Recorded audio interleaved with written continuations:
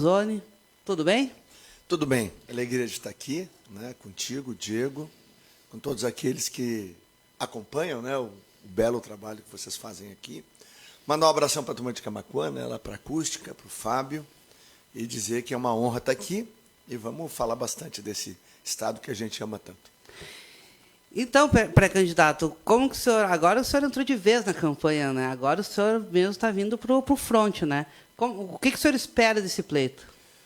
Bom, primeiro, acho que é importante a gente poder lembrar, né, tudo que foi feito no Brasil nesses últimos 3 anos e meio. Se a gente voltar lá em 2015, 2016, nós vivíamos uma grande desesperança no Brasil, porque o Brasil era visto por todos nós como um país onde a corrupção era inafastável do setor público, onde criar dificuldades para vender facilidade era a norma. Aí, em 17 e 18, surge uma esperança, né, que acaba se consolidando a partir de uma sugestão de uma missionária que sugere ao então deputado Jair Bolsonaro que trabalhasse com o João 8,32, né, que é o conhecereis a verdade e a verdade vos libertará. E de lá para cá, o Brasil sofreu uma transformação absoluta, com base em 3 coisas muito importantes. A primeira delas, né, é o fato de que há uma missão de transformação do país. Depois, um governo que se preocupou em se voltar para as pessoas. E depois, a transformação do cenário brasileiro para se empreender, para gerar emprego, para gerar oportunidades, os programas sociais que se transformaram em rampas de ascensão social e não mais como era antes, né? Onde se empossava o programa social para depois pescar voto, né? Então, essas transformações que puderam mover um país do tamanho do Brasil ao ponto de, numa pandemia, numa guerra, esse ano ele está reconhecido como a 10ª economia do mundo, que era algo que nós estamos muito distante. Voltamos a pontuar, no caso, né? Exatamente, a gente voltou para a primeira divisão, né? Então, e na frente de países grandes, né, como a Rússia, como a Austrália, para ter 2 exemplos aqui, né, que o Brasil ultrapassou. E, por outro lado, né, o Rio Grande do Sul vive nos últimos 10, 12 anos, né, então nos últimos 3 governos, para a gente localizar um pouco, um processo de governança para dentro do que é a instituição Estado, né, para as corporações, para a estrutura do Estado, e muito pouco voltado para as pessoas. E aonde a gente foi ao paroxismo disso foi na pandemia, né? O que aconteceu na pandemia? O governador se trancou no governo, pintou mapinha, ouviu falsos cientistas e fez o quê? Mandou fechar tudo. O que aconteceu no Rio Grande do Sul? 130 mil empresas fecharam. Quantas pessoas trabalharam? 4? 6? 8? 10? Pega o número menor. São 600 mil irmãos e irmãs nossas que perderam o seu emprego por decisões tomadas equivocadamente. Tá? Então, poder trazer esse senso de missão, esse governar para as pessoas e transformar vidas, é o que me motiva para estar aqui. Certo. Bom, a primeira pergunta, assim, agora mais, né? De 99, quando o senhor foi eleito deputado estadual, até ali acabar o mandato... Não, 94. 94. Mas de 99, o senhor foi oposição... O senhor esteve do lado da oposição, né? O senhor vai para Brasília, também é oposição ao governo do PT. É que quando eu chego em Brasília, chega o Lula junto. E daí, ali está se formando o PT também. O senhor, como que o senhor fica do lado de cá do balcão agora, sendo situação, e como que o senhor vê essa diferença? A diferença é clara, né? O que nós enfrentamos no Brasil, de Fernando Henrique até Lula e Dilma, foi o presidencialismo de coalizão, onde a corrupção era o método. Ou a emenda da reeleição não foi assim, do Fernando Henrique. Ou o Lula, logo que chegou, eu me lembro bem, o primeiro decreto do Lula é, alterar a ordem de apresentação dos ministros, para o Zé exercer o seu número 1, botar o ministro-chefe da Casa Civil, para que não houvesse dúvida quem era o primeiro-ministro brasileiro. E o segundo decreto do Lula é concentrar na SECOM, na Secretaria de Comunicação, todos os contratos superiores a R$50 mil. Do que isso derivou? 2 anos depois, no mensalão. Então, o método de organização era corrupção, ocupação da estrutura do governo, para ter sustentação política. E, por fim, talvez a grande revelação, são os 18 bilhões de dólares de dinheiro brasileiro que foi para países aliados do Fórum de São Paulo, como, por exemplo, Cuba, Venezuela, Argentina ou países africanos, e esse dinheiro nunca vai voltar para o Brasil. E todo ano, agora em agosto, iníciozinho de agosto, o ministro-chefe da Casa Civil e o ministro da Economia vão fazer uma transferência de 500 milhões de reais do dinheiro nosso, teu dinheiro, de quem está nos ouvindo agora, para pagar parte do dinheiro que não foi pago e nunca vai ser pago por esses países, porque não há garantias reais. Os contratos foram feitos lá para fazer metrô em Caracas ou para fazer o Porto de Mariel. No Porto de Mariel, a garantia foi charuto. O que o povo brasileiro vai fazer com charuto cubano? Né? Não, peraí, como foi charuto? Charuto. Essa era a garantia, charuto. Está lá no contrato, charutos. Então, para a gente poder... Eles querem que o SUS sobrecarregue, então, né? Então, o que acontece, né? São coisas como essa que nós mudamos radicalmente. Eu digo sempre, a maior reforma do governo Bolsonaro foi uma reforma moral do Estado brasileiro. O parlamento levou 2 anos para entender isso, mas entendeu. Quem não entendeu, lamentavelmente, é o Supremo Tribunal Federal. Certo. Bom, o senhor falou de casos de corrupção, né? E eu acredito que seus concorrentes vão bater nisso em 2010 da JBS, que foi arquivado também ali, né? Que o senhor confesso que recebeu e tal. Não, é muito simples. Eu uso a verdade sempre. Todo mundo sabe que eu tenho lado, né? Eu sempre uso a verdade. Quando a verdade era ruim contra mim, eu usei contra mim. E eu fiz uma escolha. A vida é feita de escolhas, né? E qual foi a escolha que eu fiz? Em vez de ter uma mancha e passar varrendo ela para baixo do tapete o tempo todo, eu resolvi ter uma cicatriz. E essa cicatriz está curada, cicatrizada, lembrada por uma tatuagem permanentemente com versículo bíblico. Eu me acertei com Deus e me acertei com o povo gaúcho. Eu fiz 2 eleições depois disso. Fiz 140 mil votos em 2014 e fiz 184 mil votos em 2018. Ou seja, o povo gaúcho sabe quem eu sou. Eu cometi um erro? Cometi, como qualquer ser humano. Agora, eu administrei na pandemia 400 bilhões de reais no Ministério da Cidadania e entregamos 294 bilhões para as pessoas mais pobres do Brasil. Você tem um apontamento do TCU. Então, são coisas muito diferentes. Eu cometi um erro, sim, mas este erro não mudou nem a minha luta contra a corrupção. Eu nunca fui envolvido em nada que diz respeito a isso. E eu tenho total tranquilidade de andar de cabeça erguida, olhar os gaúchos nos olhos, e o povo gaúcho sabe quem eu sou. Bom, senhor, como é que o senhor avalia o atual governo Bolsonaro hoje, agora que o senhor está saindo para concorrer também, né, o senhor fez parte do governo, como o senhor avalia esse governo atual? Bom, primeiro, um governo que trouxe transformações importantíssimas no Brasil, eu já disse a primeira, né, é um governo que vai para o seu 4º ano sem ter um caso de corrupção dentro do governo, apesar das tentativas de parte da imprensa de querer colar isso no presidente, no governo. Não há nada... É completamente diferente um governo que serve o seu povo do governo que se serviu. O governo petista era um governo que se serviu do povo brasileiro, né? Era um projeto de poder que não começou ali em 2003. Né? Em 98, o professor Marco Aurélio Garcia deu uma entrevista em Porto Alegre dizendo que a vitória de Lula naquela eleição significaria a retomada do projeto socialista da América para o mundo. E eles fizeram isso no Brasil, usando o dinheiro brasileiro. Ou a Argentina não levou dinheiro nosso, ou a Bolívia não levou refinaria, ou a Venezuela não foi sustentada em parte pelo governo brasileiro, o regime do Chávez e do Maduro, que é aquela tragédia que a gente tem na Venezuela. Na Venezuela, as pessoas começaram a disputar comida nos lixões com os cães, depois comeram os cães e hoje não tem que comer. Durante 2 anos eu cuidei da Operação Acolhida. Todos os organismos internacionais dizem que a Operação Acolhida, que recebe os venezuelanos lá em Roraima, e nós fazemos a internalização fogem, né, pra cá, deles do Brasil, os que conseguem fugir, né, que chegam em condições dramáticas lá. Todo mundo, Nações Unidas, todo mundo reconhece que é o melhor programa, o mais humanitário de acolhimento de refugiados do mundo.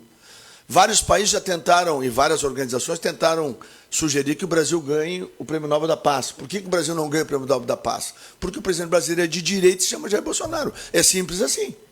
Então, no mundo, hoje, O único líder relevante de direita no Brasil é o presidente brasileiro. Por isso que ele sofre essa oposição da Folha, da RBS, do Estadão, né, da Veja, da Globo. Né?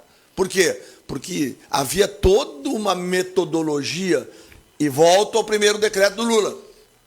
Todo dinheiro acima de 50 mil de contrato de publicidade do governo petista passou obrigatoriamente pela SECOM e pela Casa Civil. Para quê? Exatamente para que eles pudessem fazer o que fizeram.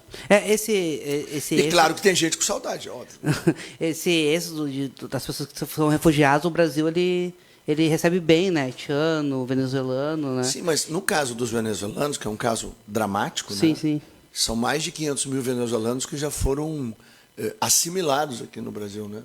A grande maioria deles, mais de 1 milhão passou, mas em torno de 500 mil eles foram internalizados no Brasil. Então, em diversas cidades brasileiras, nós conseguimos emprego, as pessoas retomar sua vida com liberdade. Eles têm um testemunho extraordinário para dar. Eu vou fazer uma pergunta que me surgiu agora, mais da ordem pessoal mesmo. O senhor falou de caso de corrupção no governo Bolsonaro. É a última pergunta que eu faço de governo Bolsonaro. Essa questão do ministro do MEC, que esse rolo todo ali, como que o senhor vê essa questão? Bom, primeiro que a imprensa tentou e não conseguiu sustentar, né? Porque está tudo baseado na venda de um carro. Né? Isso é a primeira coisa. Segundo, né?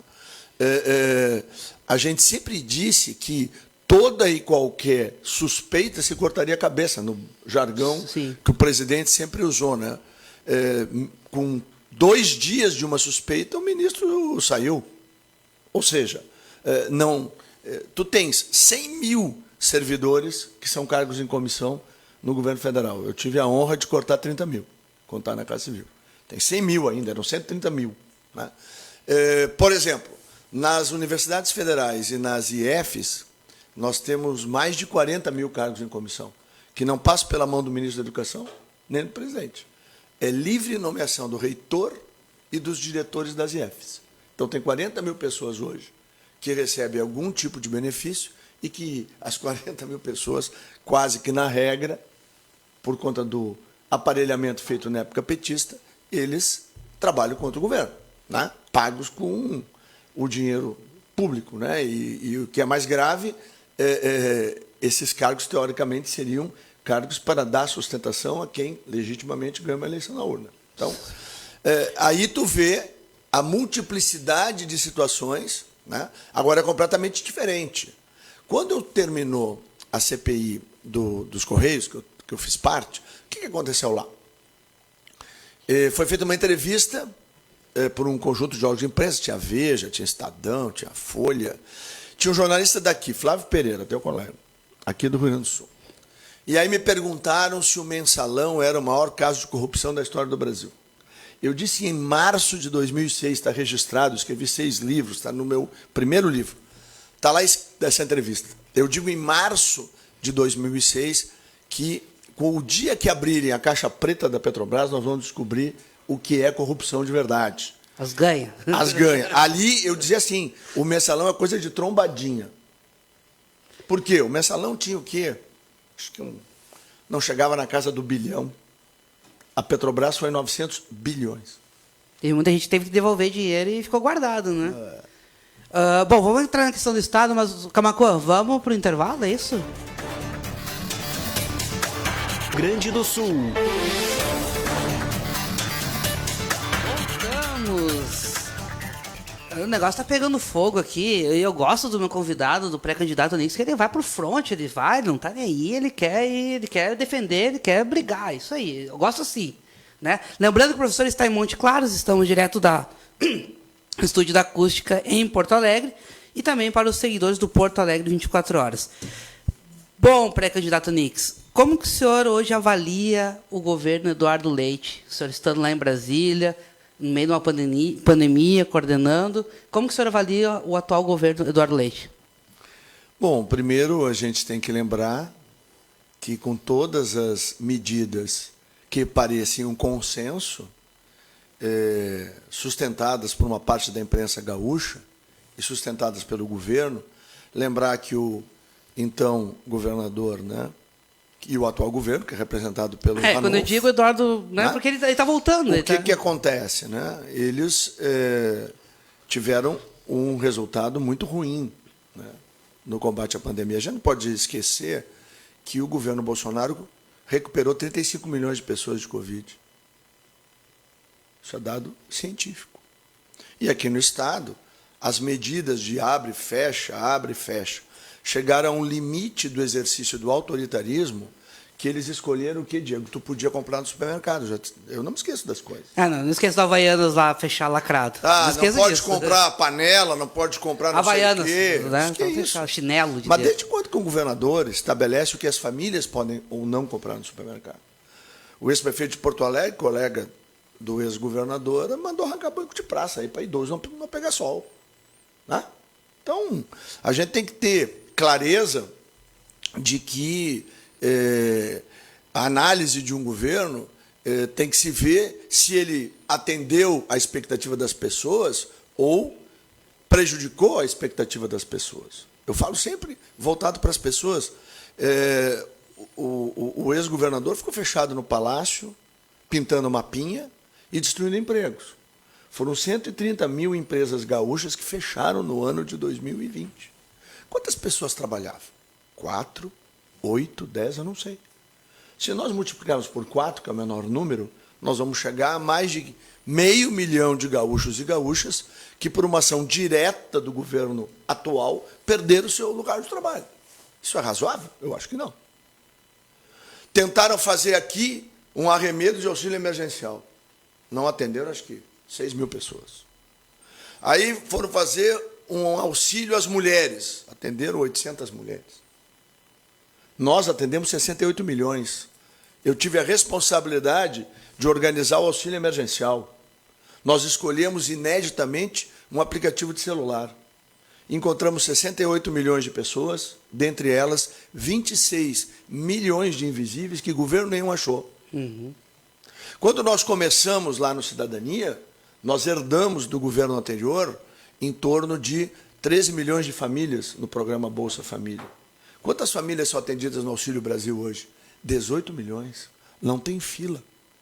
No programa Bolsa Família se empossava os pobres no programa para pescar voto. Se uma pessoa saía do programa para trabalhar, ela era retirada do programa e se ela perdesse o seu emprego de carteira assinada, ela tinha que voltar para a fila e ficar, às vezes, 1 ano ou 2 esperando a volta para o programa. É por isso que as pessoas não saíam para trabalhar. O programa novo que eu tive a responsabilidade de escrever e que foi aplicado agora pelo ministro João Roma, o que tem o programa novo? O programa novo é uma rampa de ascensão social. Quando a mãe sai para trabalhar, se não tiver creche pública ou escola infantil para o seu filho de 0 a 5 anos e 11 meses de idade, ela recebe R$250 no seu cartão, mês a mês, para buscar uma creche ou uma escola infantil para o seu filho. Isso eu lutava em Porto Alegre em 2004, 98, para que isso acontecesse aqui na cidade de Porto Alegre. Nós levamos quase 20 anos para poder ter isso aplicado no Brasil. Hoje existe. E quando a gente olha o que foi feito aqui, eu acho que um governante ele tem que ter uma coisa que é muito importante. Ele tem que ter credibilidade e confiança da sua população. Para isso, ele não pode mentir. E quando ele dá a palavra, ele tem que cumprir. O que aconteceu no Rio Grande do Sul não foi bem a verdade que foi usado. E quando o ex-governante deu a palavra, ele não cumpriu. Qual das palavras? Várias. Porque ele também disse que não ia concorrer à reeleição. E para mim, é uma delas. E para mim isso é uma reeleição. Isso é uma delas. E a outra, que ele não usou a verdade, é quando ele pegou a aposentadoria, né, com 37 anos. Né? Pensão para um homem de 37 anos? Ah, pelo amor de Deus. Eu estou em 37 e não estou ganhando tudo isso, tá? Nem vai ganhar pensão, né? Todos nós vamos nos aposentar lá com 65. Como é que um sujeito pega pensão de 20 mil reais de 37 anos? Certo. Tu acha justo? Não. Não, também não. E acho que quem está nos ouvindo também não acha. O atual governo disse também que não iria privatizar, ia cuidar das privatizações. Ele foi lá e privatizou a Corsã, a CE, né? Até acho que a privatização da Corsã caiu agora. E o Banrisul é a menina dos olhos, né? Ele retirou o plebiscito para não precisar consultar o povo, se sim ou não, que tinha uma cláusula na nossa Constituição Estadual que tinha plebiscito. Como que o senhor avalia essa retirada do plebiscito? O que o senhor acha das privatizações? Privatizações, quando são feitas para que o povo seja servido com um custo menor e com os investimentos necessários, eu acho ótimo. O problema é como que tu faz a privatização. Por que a Corsã tiveram que recuar? Porque eles foram incompetentes.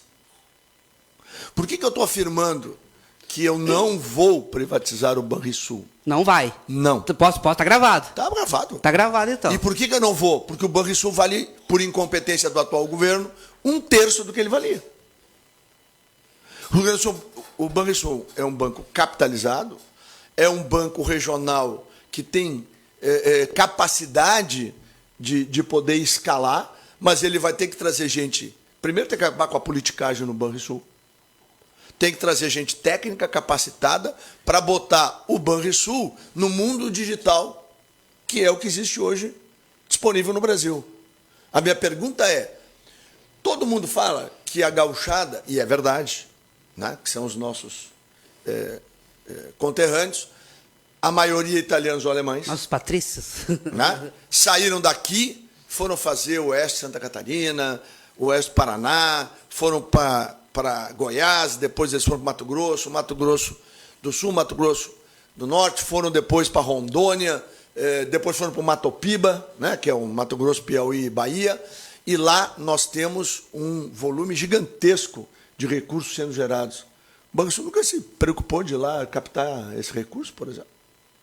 Estou dando um exemplo simples. Sim. Óbvio. O Banrisul é uma marca absurda. Tu vai em Vilhena, em Rondônia, por exemplo, né? E lá tu fala com as pessoas, o cara diz para ti assim, eu sou gaúcho. Ele nasceu lá, ele é descendente de gaúchos. Ele torce para o Inter, ele torce para o Grêmio. Mas a questão da tradição, da herança cultural do gauchismo é fortíssima, né? Então, um banco regional forte, num país que tem uma concentração bancária gigantesca em cima de 4 grandes bancos.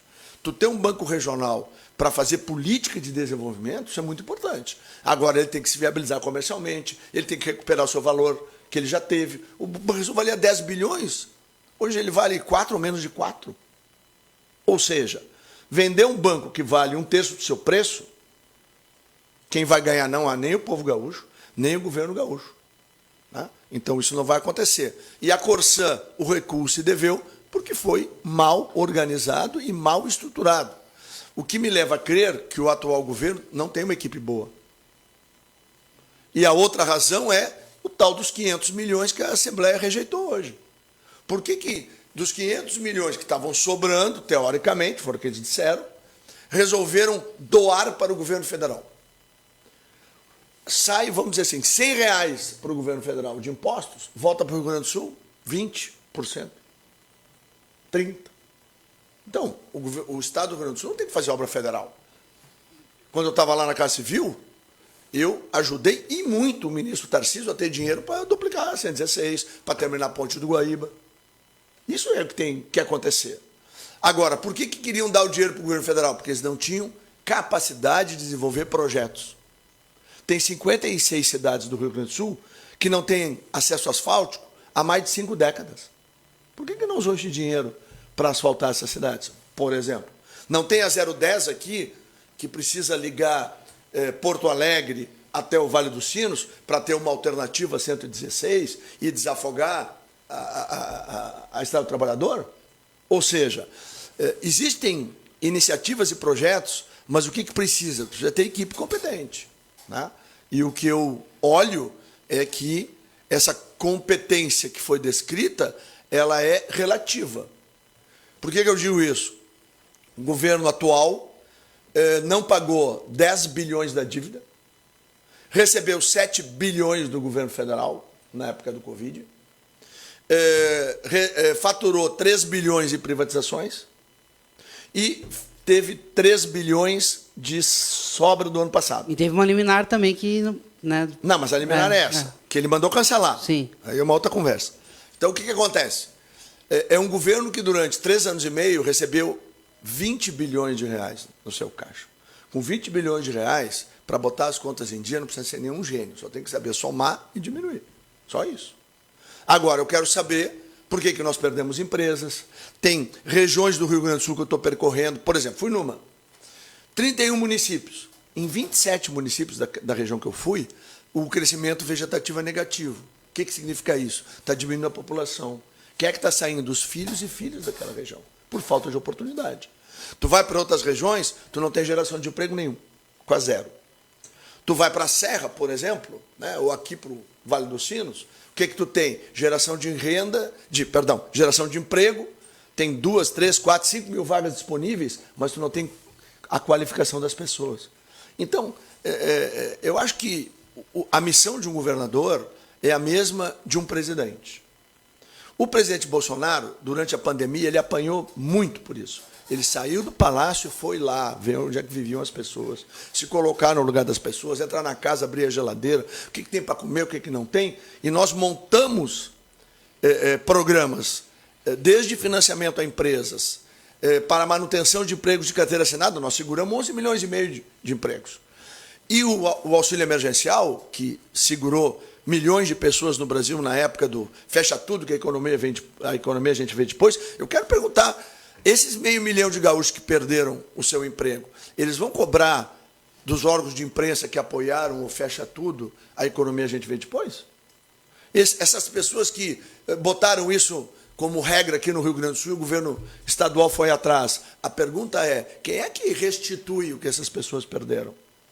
E as multas aplicadas às empresas, como é que vai ficar?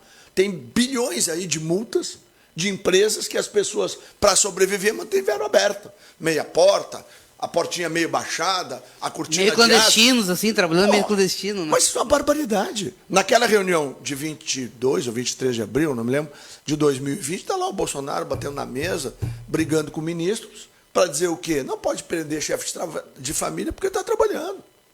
Não pode prender mãe porque levou criança na praia. Não pode prender surfista porque está tomando sol e pegando onda. A reunião do tiro do pé, que o Sérgio Moro disse que era uma coisa, foram ver a outra. Mas ali o que a gente viu? A gente viu um presidente usar toda a sua energia, toda a sua força para defender quem? Ele? Não, o povo. E é por isso que o Brasil gerou 2 milhões e 700 mil empregos. De julho de 2020 até o mês passado, o Brasil gerou 5 milhões de empregos de carteira assinada. Só para lembrar, né? A Dilma, em 2015 e 2016, ela destruiu 2 milhões e 800 mil empregos no Brasil. De carteira assinada. Lá não tinha pandemia, mas tinha um vírus, chamado Arno Augustin, um conterrâneo nosso, que inventou a economia criativa e, com isso, destruiu empregos por incompetência. Agora não. No meio de uma pandemia, com uma guerra, o Brasil é a 10ª economia do mundo. O ano passado, quando eu anunciei no Ministério do Trabalho e Previdência os 2 milhões e 700 mil empregos, o Valor, a Globo, a Veja, a CNN. No outro dia, o ministro está falando de algo que não se repetirá em 2022. Em 2022, será o caos no Brasil. Em 2022, não vai se gerar emprego, o crescimento brasileiro vai ser negativo. Qual é o resultado hoje, Diego? Com 5 meses do ano de 2022, 1 milhão e 51 mil empregos de carteira assinada. Ou seja, não adianta, eles criam narrativas e a gente, com humildade, fé e trabalho, mostra que o Brasil pode responder. Esse tipo de ação é que eu quero trazer para o Rio Grande do Sul. Faltou uma questão. A retirada do plebiscito... O senhor, bom, isso não tem mais jeito, agora já foi. Mas como o senhor viu isso? Né? Retirar do povo o direito de escolher se privatiza ou não. Eu me lembro do Sartori querendo autorização para fazer o plebiscito na eleição de 2018. Né? Eu sou a favor de plebiscito. O senhor é a favor de plebiscito? Sempre consultar o povo. Sim. Claro, óbvio. A gente é servidor público. O cara que ocupa um cargo público, ele tem que servir a população. Senão, na minha visão, ele não serve. Certo. E agora, para a área da educação. Como que o senhor está vendo a educação do Estado? E o senhor tem alguma ideia também para a UERGS? A UERGS? É. A minha ideia da UERGS é a mesma quando eu, presidente da Comissão de Educação da Assembleia, no ano de criação da UERGS, eu fiz, acho que umas 30 audiências públicas pelo Rio Grande do Sul, reunimos 25 mil pessoas. Era uma proposta do governo Olívio Dutra, que a Assembleia respeitou, E no meu parecer final na comissão, eu defendi, depois no plenário da Assembleia, eu defendi que a UERGS deveria se transformar numa ponte entre a academia e as empresas gaúchas, para gerar tecnologia e inovação. Certo. Por quê? Porque fazer a mesma coisa que as nossas estruturas de universidades comunitárias já fazia, o que aconteceu? A UERGS acabou dando curso de pedagogia, de história, geografia. O que foi fazendo? Destruiu a Urcamp, prejudicou a Unijuí, prejudicou a Univale, a Unilassalle, ou seja, todas as universidades comunitárias, a Universidade de Passo Fundo, todas foram prejudicadas. Aonde a UERGS se instalou, ela estabeleceu uma concorrência desleal com as universidades comunitárias. Então, não tinha nenhuma necessidade de fazer isso. O que eu continuo achando que a UERGS tem um espaço admirável para fazer pesquisa aplicada, geração de novas tecnologias, né? Fazer, por exemplo, o que está fazendo a Universidade de Caxias do Sul com o grafeno? Já tem tênis de grafeno, colete à prova de bala de grafeno, já tem arma de grafeno, já tem uma tinta que vai ser para blindar carros. Ela reduz em 70% o preço da blindagem. É uma universidade comunitária, não tem um centavo de dinheiro público. É feito com empresas, universidade e desenvolvimento de tecnologia. Ciência. É isso que a UERGS tinha que fazer, na minha humilde visão. Sim. Eu defendi isso em 1997. Eu continuo com a mesma ideia. Certo.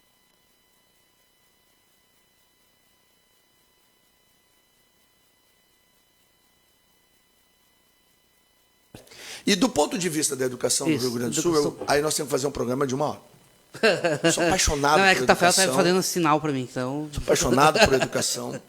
Agora, nós temos duas pontas assim, né, do que é responsabilidade do Estado. Primeiro, nós temos que qualificar Daniel, desculpa, os jovens, né, que hoje não conseguem emprego. Eu criei um programa no governo federal que chama Serviço Civil Voluntário, que nós vamos estimular muito as prefeituras do Rio Grande do Sul a fazer, e o Estado, se Deus quiser, se for o desejo da população gaúcha, que a gente ganhe a eleição, nós vamos fazer o quê? Nós vamos aprofundar esse programa aqui. O que é esse programa? Tem 8 milhões e 400 mil jovens no Brasil, de 18 a 24 anos, que são os famosos nem-nem. Quem é o nem-nem? O cara que nem estuda nem trabalha. Aí ele se apresenta numa empresa. Está lá, o Diego. Diego se apresentou na empresa. Aí o RH pergunta, Diego, tu já trabalhou? Não, mas olha, eu preciso dessa vaga. Pô, minha família precisa, eu preciso de uma oportunidade. Aí pergunta para ti, a segunda pergunta, Diego, tu fez alguma formação? Eu parei na segunda série do 2º grau e tal, tive problema, fazer bico para ajudar a família.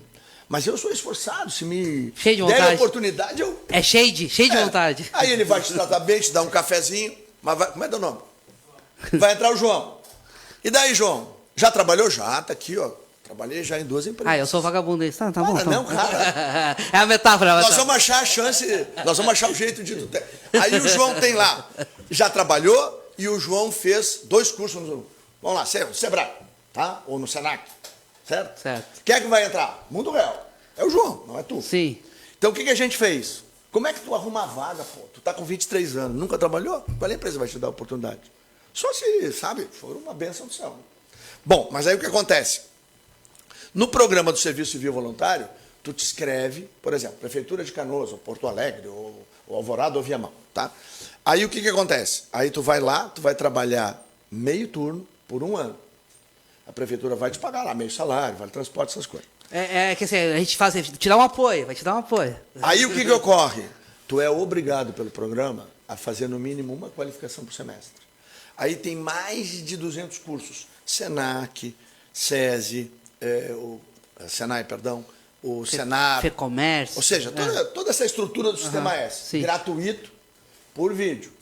Ok? Então, o que acontece? Ao final de 1 ano, quando tu voltar lá na empresa que tu está disputando com o João, já trabalhou, estou aqui. Aí a carta da prefeitura lá, do secretário da área, dizendo o Diego foi dedicado, cumpriu o horário, vontade de aprender, agregador no ambiente de trabalho. O cara do RH já te olha com outros olhos. O João era meu chefe lá. 3 qualificações. Sim. Entendeu? Feita pelo Sistema S. Então, aí tu entra no mercado de trabalho. Então, nós precisamos, então, qualificar esse jovem, seja através das escolas técnicas estaduais, que têm que ser estimuladas e receber recursos, ou então em parcerias com prefeituras e com o Sistema S. E o outro lado qual é? Aí é mais compridinho. Tu tem que começar na primeira infância. A primeira medida que eu tomei como ministro da Cidadania foi criar a Secretaria Nacional da Primeira Infância. Por que isso é importante? A criança de 0 a 36 meses de idade, ela precisa ser adequadamente estimulada. As crianças de classe média são quase que naturalmente pelas suas famílias. A Denise e eu, nós temos 5 netos, né? E nós temos um netinho, que se chama Ravi. O Ravi tem 11 meses. O Ravi pega o celular dela e o dedinho dela e faz assim, ó, 11 meses. Ele não caminha, engatinha, mas o celular ele já sabe que tem que passar o dedinho para ver o desenho dele. Entendeu? Então, o que ocorre? Se tu pega uma criança normal de 3 meses de idade, 2 meses de idade, e ela tem visão normal, tu tampou no olhinho dela por 2 meses, ela vai ficar cega pro resto da vida. Por quê? É nessa fase de 0 a 36 que desenvolve toda a sua condição cerebral. Depois de vencer dessa fase, ela precisa ir para a creche, por isso que eu lutei tanto para ter bolsa creche, para ter escola infantil. Né? Aí a criança precisa ser estimulada para desenvolver sociabilidade, a capacidade de aprender e uma coisa muito importante, gostar de aprender. Aí ela entra na primeira série do primeiro grau e em 2 meses ela está alfabetizada. Senão ela entra lá sem nenhuma dessas condições prévias, o que acontece? Ela não chega com 40% menos de uma criança de classe média. Ela chega com 40 vezes menos capacidade. É por isso que, quando ela termina a 9ª série, nós temos hoje, no Rio Grande do Sul, médias de 30% a 35% de analfabetismo. O sujeito não sabe ler direito, não sabe escrever direito, não sabe fazer conta. Mas onde é que está o problema? Está na escola? Não, está lá atrás. Esse é o problema. Na base. No preparo da educação infantil. A coisa mais importante que um governante pode fazer hoje é investir tudo que ele tiver de dinheiro em educação infantil, porque isso muda o futuro das famílias. Certo. A última pergunta, pré-candidato. A direita no Estado tem 2 frentes hoje, uma com o senhor, outra com o senador Reis. Como que o senhor está vendo isso também? E o partido que lhe dá sustentabilidade também ao PL, ali, que o senhor, é o Republicanos, né? Como também foi botar o Republicanos mais nessa... 2. Já tem o PROS e o Patriota. O PROS e o Patriota, né? E como que o senhor vê essa questão? A direita do Estado também está ali com o Reis, e como é que o presidente Bolsonaro vai conseguir esse palanque aí? E falar um pouco sobre essa coligação com os Republicanos, que o vice-presidente Mourão está lá. É a última, tá? Não, Daniel. Está tudo muito bem, Diego. Estou adorando estar aqui. Que bom. Vamos lá. Primeiro, eu tenho dito desde dezembro do ano passado que todos os grandes partidos no Estado terão candidatos. Então, o MDB vai ter lá o Gabriel. Estamos esperando o Gabriel aqui. Deixa eu falar. Estamos esperando o Gabriel aqui, que ele não está vindo. Gabriel, estou te esperando. Ô, Gabriel, vem que aqui é bom, rapaz. Tem comida. Eles recebem muito bem aqui. Tem suco, água e tem os salgadinhos deliciosos aqui. Aí. Bom, vamos lá. Então, o MDB vai ter, o PSDB, o PSB, o PT, o PP. Então, é natural que todos os partidos que têm estrutura no Rio Grande do Sul tenham candidatos. Eu tenho dito que eu não estou olhando para o lado. Eu quero olhar para as pessoas. Toda a minha condição de disputar o governo do Estado é no sentido de transformar a vida das pessoas. Eu olho para o Rio Grande do Sul e, se a gente olhar para os nossos vizinhos, vamos olhar para Santa Catarina. O que era Santa Catarina 20 anos atrás? E o que é hoje? Por que tantas empresas gaúchas mudaram de lugar a sua sede? Foram para Santa Catarina. Por que no âmbito da nova economia, essa economia digital, as pessoas saem daqui e vão para Santa Catarina? Ou para o Paraná? O desenvolvimento é muito mais homogêneo, tanto econômico quanto social. Aqui nós temos ilhas. Vai para a Serra? Maravilha. Vai no Vale dos Sinos? Legal. Vai para Taquari? Muito bom. Mas vai para a fronteira. Só de São Borja, né? Vai para as Missões. Nós temos situações muito graves aqui, que precisam ser enfrentadas, mas, para isso, o governante tem que tirar o traseiro de dentro do palácio, tem que ir para a rua. Eu tenho dito, se eventualmente for esse desejo de Deus e do povo gaúcho, que eu venha cumprir essa missão, eu vou ficar no Palácio segunda e terça. Quarta, quinta, sexta e sábado na rua. Onde estão as pessoas. Conversar com as pessoas, ouvir. Um governante, mais do que falar, tem que ouvir. E não é escutar, né? Porque escutar entra uma orelha, sai no outro. Ouvir, entra no cérebro, vai para o coração e vem a ação. Então, eu defendo de maneira clara de que todos os partidos têm direito de ter seu candidato. Eu vou respeitar todos, mas o meu foco, com humildade, trabalho e fé, é voltado para as pessoas. Eu quero mostrar para as pessoas como seria um governo sob a minha administração. Essa experiência de 5 ministérios que eu tive no governo do presidente Bolsonaro me deu ainda mais maturidade, me deu uma experiência no campo da gestão pública que eu não tinha. Eu hoje conheço os meandros da administração, eu sei como montar equipes, né? Graças a Deus, todas as equipes que nós montamos trabalharam com inovação. Eu cobro das equipes pensar fora da caixinha. É por isso que sai auxílio emergencial de um jeito, é por isso que nós criamos a Secretaria da Primeira Infância. Nós cuidamos hoje de 1 milhão de crianças de 0 a 36 meses. Precisa cuidar mais 3 milhões. Falta um longo caminho ainda, mas já tem 1 milhão de famílias que vai ter um futuro completamente diferente, porque o seu filho está sendo preparado de uma forma adequada para poder enfrentar esse novo mundo que vem aí. O que o Estado do Rio Grande do Sul pode fazer nisso? Muito, desde que o governador governe, primeiro, com amor pelo seu semelhante, depois, com a presença física nas regiões. Eu gosto muito daquilo que Rudolph Giuliani, o prefeito de Nova York, fez lá no ataque ao World Trade Center. Nem o comandante do Corpo de Bombeiros tinha chegado, o Rudolph Giuliani saiu da prefeitura e foi para lá. Montou uma barraca, ficou 2 noites e 3 dias, com febre, não trocou de roupa, ele não se afastou de lá, Diego, enquanto não estava minimamente controlado e as pessoas estavam bem dentro daquele caos que aconteceu lá. Na frente da mesinha dele estava escrito: o lugar de um prefeito é onde as pessoas estão. Eu acredito nisso. Eu vi o meu presidente fazer isso.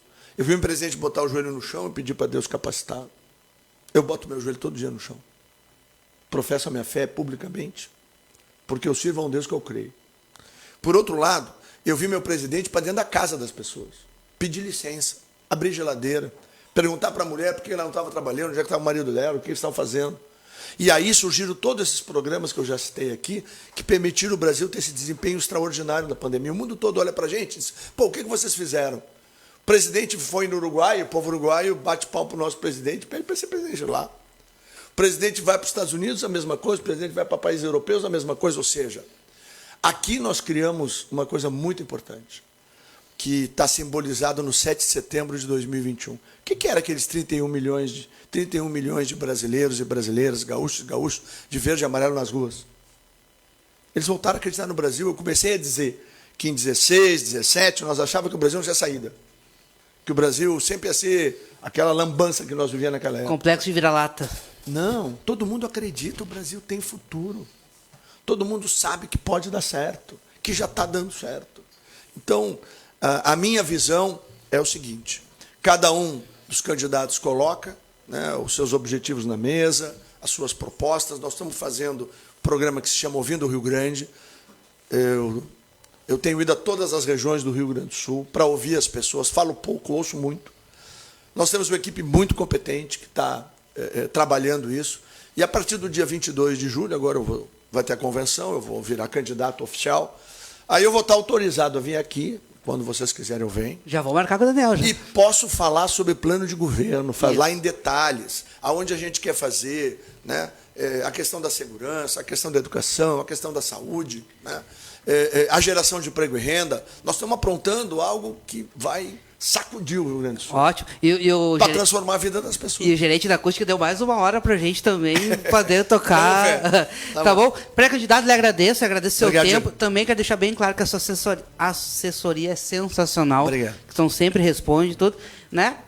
Então eu espero para nossa sabatina valendo. Vamos lá. Tá bom? Assim que der, estamos de volta aqui. Agradecer a todos que nos acompanharam. O carinho de estar com a gente, né? E, bom, aí na frente nós vamos conversar muito sobre o nosso amado Rio Grande, o seu presente e o seu futuro. Obrigado, Diegão. Valeu. Até breve. Até semana que vem, então, galera. Eu tô esperando aqui o Gabriel Souza, gente. Vamos lá, Gabriel, responde. Então tá, até semana que vem, fica aí com prorrogação. Volta.